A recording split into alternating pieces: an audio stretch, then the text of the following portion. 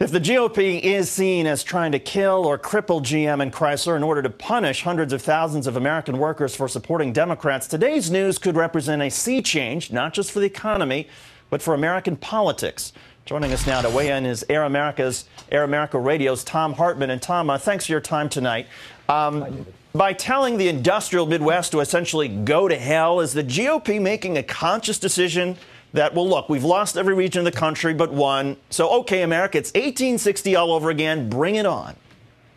Well, it's not about North versus South or region versus region. It's really about busting unions. That's the bottom line. The reality, David, is that if we didn't have a strong organized labor, it's weakened relative to when Reagan came into power, but if there wasn't an organized labor movement in the United States right now, John McCain would probably be president.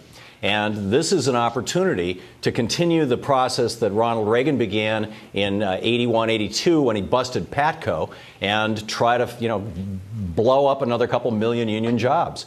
The Republicans see the union movement as not only a natural constituency of the Democratic Party, but also as one of the major, actually the only large, major, organized, relatively progressive movement in the United States. And they need to get rid of that if they're going to get power. And as a result, then, are the car companies getting unfairly scapegoated to some extent here? I mean, yes, they were slow to respond, but they did respond. And before their restructuring and new cars could come online, weren't they hit by a double whammy, high gas prices and the credit crisis that were actually not free market anomalies, but the very predictable result of Republican policies? Well, yeah, and the proof of that, and in fact, these Republican policies, this 26, 28-year war on organized labor and basically on the middle class that we've been seeing ever since Reagan here in the United States, and now it's going worldwide, although Margaret Thatcher played her role in that too back in the day. Yeah, the proof of that is what happened in Sweden this morning. The Swedish legislature appropriated $3.2 billion, if my memory serves me right, dollars, which is a lot of money in a little country for a little car industry, to bail out Saab. And, this is happening all over the world. Honda and Toyota in Japan are cutting back on their production, as well as in the United States. So the Republicans here saw the unionized American auto industry as being weak and like predators. I mean, they're jumping on it. They're going to try and take down the union. This is their opportunity to kill the union. And one of the people in the talks at the Capitol last night was Steven Feinberg. He's the head of Cerberus hedge fund that owns most of Chrysler. Another big Republican, former Bush Treasury Secretary John Snow, is also at Cerberus. Why aren't Republicans demanding that this massive hedge fund put some money into Chrysler? Even if we do end up helping workers, are we basically just propping up yet another rich boys club? Well, you could argue that, but really what is going on here has nothing to do with Cerberus or with Chrysler or with Ford or GM. It has to do with trying to get rid of organized labor. And, that's why they're throwing all this effort at it.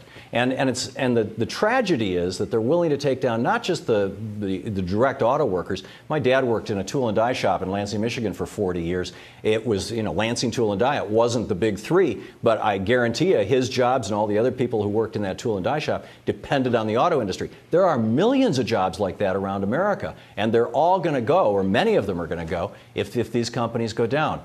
And from the Republicans' point of view, the good part about that is that they're union jobs, and maybe those shops will then get picked up by Toyota or Mercedes or something like that. The bad thing for America is, number one, it does away with the union movement. Number two, all the profits from those companies then go to countries outside the United States. So it's a slow bleeding of the country.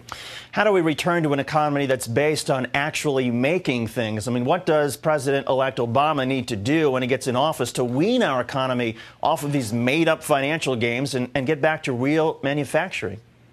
David, what he needs to do immediately is read Alexander Hamilton's 1791 report to Congress on manufacturers. Hamilton laid out this six-step plan to build an industrial economy in the United States, and we followed it. Congress actually put it into place in 1792, and it stood until Ronald Reagan came along and started deconstructing this, followed by George Herbert Walker Bush, Bill Clinton, and George Bush now, and the legislatures, mostly pushed by the Republicans, taking this thing apart. I mean, you could argue that some of it started with Taft-Hartley, but basically, the founders laid this thing out. They had it figured figure it out. And it worked. We built the biggest industrial infrastructure and industrial economy in the world. We have gone, when Reagan came into office, we were the largest exporter of manufactured goods and the largest importer of raw materials on the planet. And the largest creditor. More people owed us money than anybody else in the world. Now, just 28 years later, we're the largest importer of finished goods, manufactured goods, exporter of raw materials, which is kind of the definition of a third world nation, and we're the most in debt of any country in the world. This is the absolute consequence of Reaganomics. Thom Hartmann, Air America radio host. Thom, thanks for joining us. Good of you to be here. Thanks so much, David.